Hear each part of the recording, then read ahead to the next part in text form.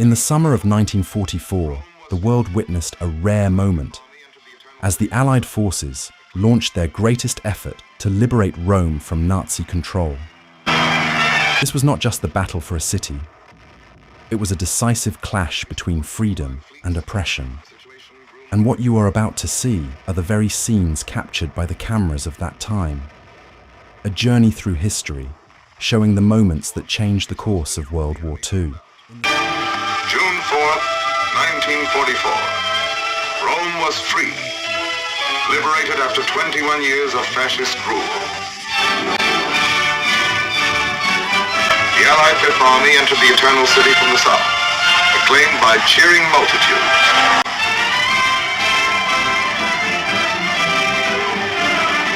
Through the streets where the chariots of the Caesars once rolled, tanks and trucks rumbled past historic landmarks. Colosseum, the Forum, the Victor Emmanuel Memorial, tomb of Italy's unknown soldier. The Piazza Venezia, where Mussolini looked down from his balcony upon the people he had led to sorrow and ruin. The liberation of Rome was part of the all-out offensive in Italy, coordinated with drives upon the Nazi fortress from England and Russia. The Germans were driven from Rome exactly 9 months and a day after the beginning of the Allied campaign in Italy. Conceived by the combined chiefs of staff, the campaign had 2 phases. In phase 1, we sought to achieve certain preliminary objectives with a limited amount of troops and equipment. What were the objectives of phase 1? Most important of all was securing complete control of the Mediterranean. Even after clearing the Axis out of North Africa and overrunning Sicily in 38 days, our shipping was still threatened by Axis air attacks from the Italian mainland. Our second objective, to exploit Mussolini's overthrow by knocking Italy out of the war. Our third objective was to capture the main Nazi airfields at Foggia. Fourth, we wanted to engage the enemy at the quickest point of contact and force him to withdraw as many divisions as possible from the Russian front and the invasion front in Western Europe. Phase 1 of the Italian campaign began on September 3rd, 1943, when the British Eighth Army at Messina, under General Montgomery, pushed across the narrow straits toward Calabria, the toe of the boot, and landed there virtually unopposed. The towns of the toe were swiftly occupied, and the Eighth Army pressed north up the peninsula. By September 8th, we had swiftly accomplished one of our objectives when General Eisenhower announced the capitulation of Italy. The Italian fleet surrendered, and 66 Italian divisions laid down their arms. On September 9th, the Fifth Army, composed of American and British troops under General Mark Clark, headed for Salerno, 28 air miles south of Naples, the furthest point which could be protected by an umbrella of fighter planes from our bases in Sicily. At 5 a.m., the first wave went in. Seized German film shows the Germans entrenched on high ground, overlooking the harbor and beaches. They had moved in the day before, determined to prevent our landings. Despite heavy enemy fire, the first wave swarmed ashore with timetable precision. But before we could consolidate our positions, the Germans intensified their attacks.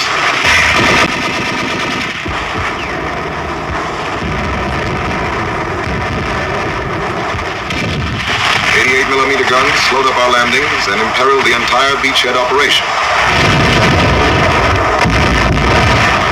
Despite heavy support from the combined fleets, the situation grew more critical.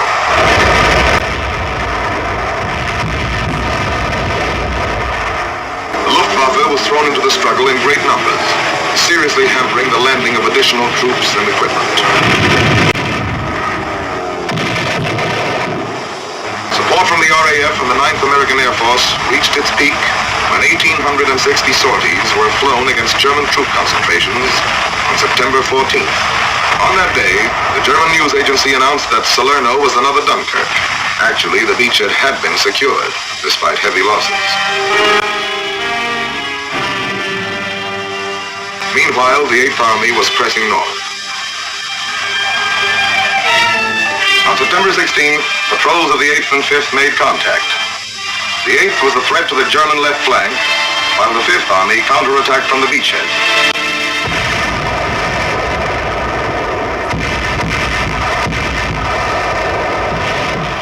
The Germans fell back fighting before the Allied assault. Tommies and doughboys drove them out of the foothills and pressed out. The German withdrawal was complete. General Clark's order of the day read, "We are here to stay. Side by side with the 8th Army, the 5th Army will advance." On September 27th, the 8th captured the Fallujah airfields, achieving 2 more of our objectives. Our Mediterranean shipping was now relatively safe from air attack, and from Fallujah we could bomb southern Germany and the Balkans. As the Russian armies advanced, we could operate in close support with them, bombing rail junctions and military installations in the German rear. Budapest, Belgrade, Bucharest, Ploesti, Sofia. On October 1st, 3 weeks and a day after the Allied landings at Salerno, the 5th entered Naples, one of the great ports of the world. The damage done by the Germans was soon repaired, and it rapidly became our main supply artery.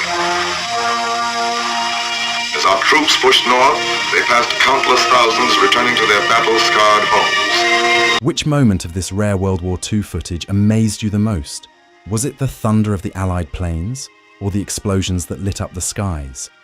Tell us in the comments. Your thoughts bring history. This was once a farmhouse near Francolisi. The farmer had refused to give up his livestock to feed German engineers. He and his family were locked into the house, and a charge of explosives was set off in the cellar. It was a family of 5.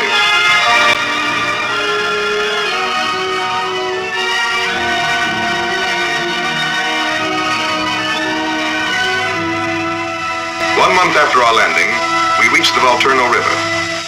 There, the campaign became a battle of rivers and mountains, fought through autumn torrents, wind, rain.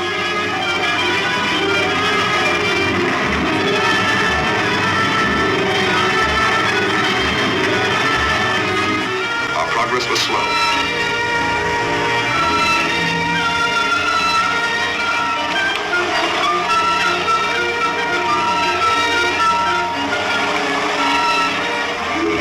Units sometimes clung to their rain-soaked positions for 30 days without relief.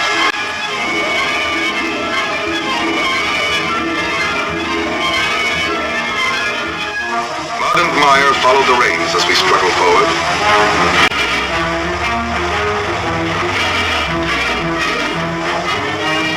Throughout the centuries, there have been hundreds of wars in Italy. Only once has it been conquered through these mountains. Winter brought snow, ice, and freezing temperatures.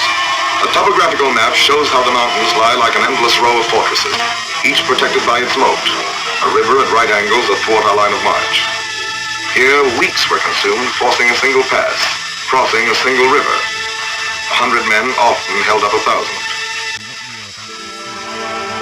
Let us see on this typical situation how the Germans defended the pass and the methods we used to capture it. Beyond the demolished bridges, the Germans laid minefields and emplaced machine guns and anti-tank guns to cover the minefields and bridgehead. Further back, they built pillboxes and concealed artillery just over the crest of the mountains. To take a position like this, we first had to lay down a tremendous artillery barrage. Behind this, our infantry had to swim the river at night, clear a way through the minefield, and put the machine guns and anti-tank guns out of action. Only then could pontoon bridges be put down and our artillery brought across.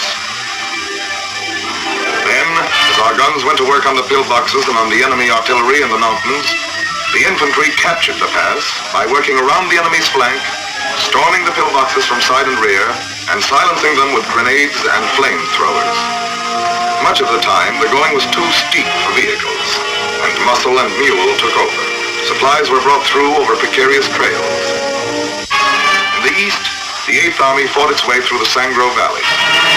Their attack on Ortona was met by determined Nazi resistance. Powered by tanks, the Germans counterattacked desperately. For 18 days, tank battles and hand-to-hand infantry fighting raged through the streets.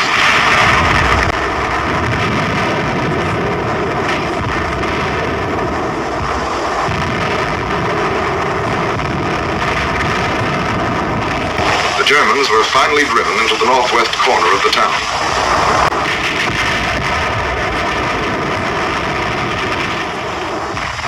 Outfought, exhausted, the enemy pulled out. The 8th pressed after them. The tide of battle swept over Ortona and left it in its wake.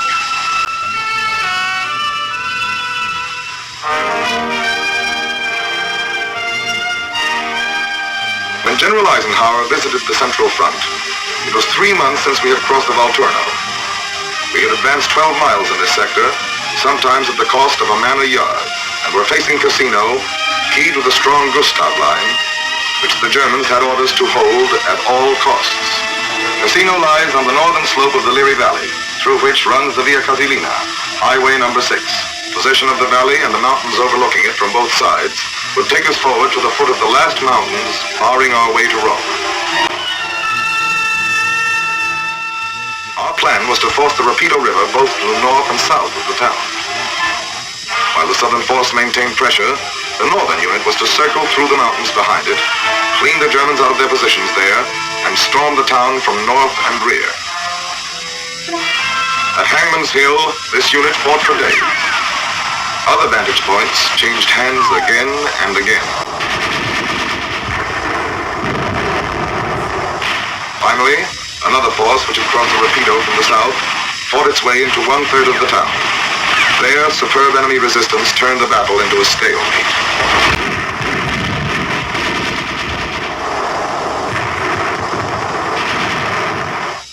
The Gustav line ran across the peninsula and was anchored at Cassino.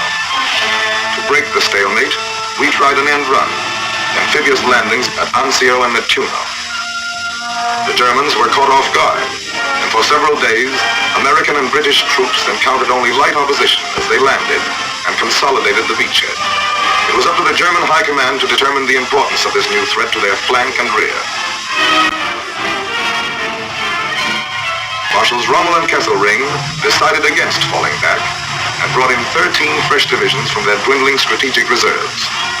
More and more, we were accomplishing our objective of diverting Nazi divisions from the Western and Russian front. Heavy Luftwaffe raids supported those 13 divisions as they sought to drive us into the sea.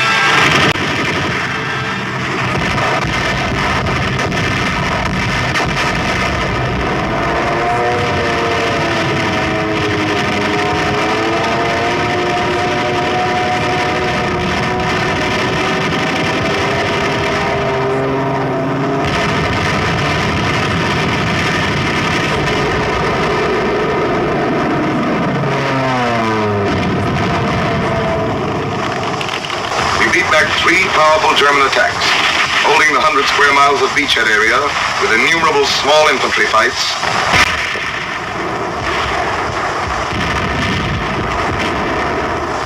and tremendous artillery barrages.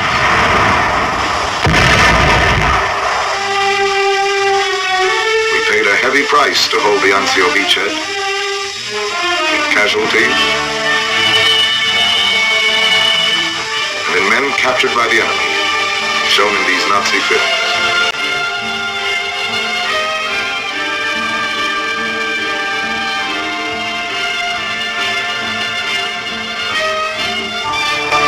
Back at Cassino, the fight continued. The Germans held an obvious advantage by their occupation of the Benedictine Abbey above the town. They were asked to abandon it and refused. We had no alternative but to bomb the abbey to save soldiers' lives.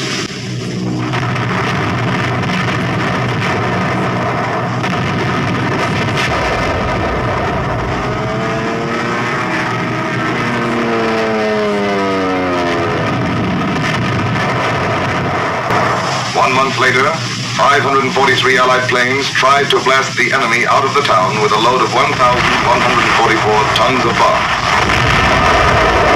The Germans took cover in caves and tunnels.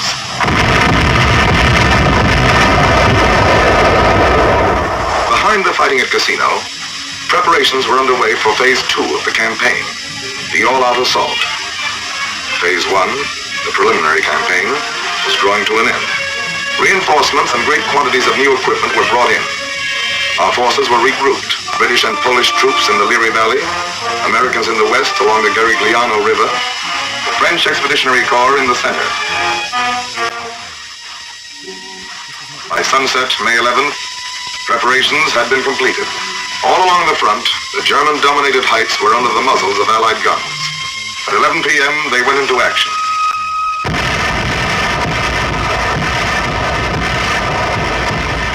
By dawn, the big push was well underway. General Alexander, commander of the Allied forces in Italy, told his troops that to them had fallen the honor of striking the first blow in the great final invasion of Fortress Germany.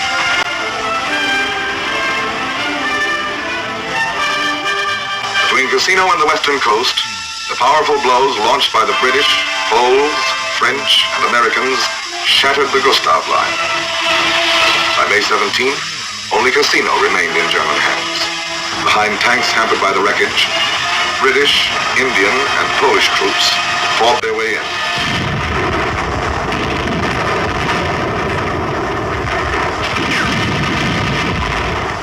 On May 18th, Cassino fell, and the Gustav Line had ceased to exist. Prisoners were brought in on every sector of the front.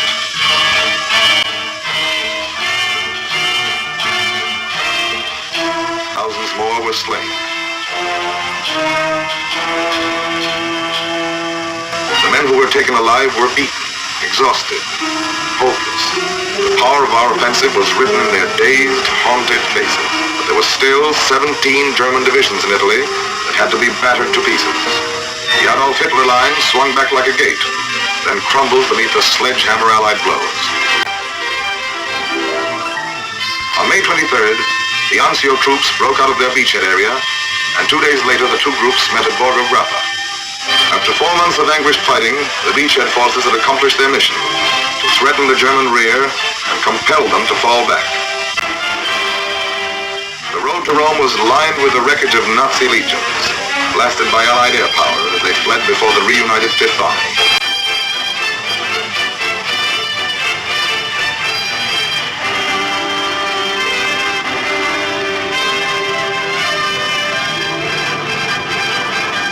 In 12 days, the mounting fury of the Allied drive threw the Nazis back to the outskirts of Rome. Films taken by Italian anti-fascists show the evacuation of Rome, one of the greatest blows of the war to Nazi prestige. The streets were deserted as the Nazis left.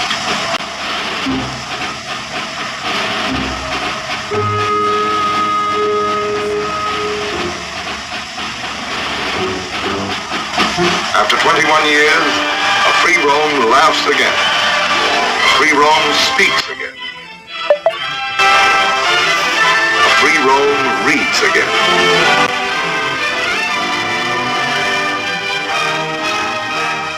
A free Rome assembles in the Piazza San Pietro to receive the Pope's blessing.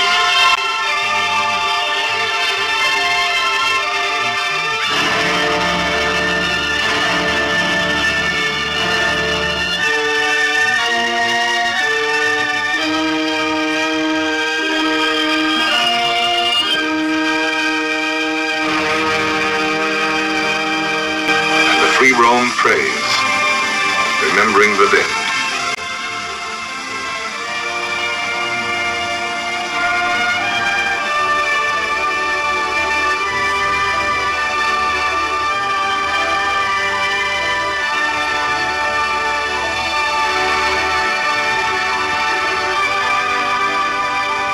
Which moment of this rare World War II footage amazed you the most?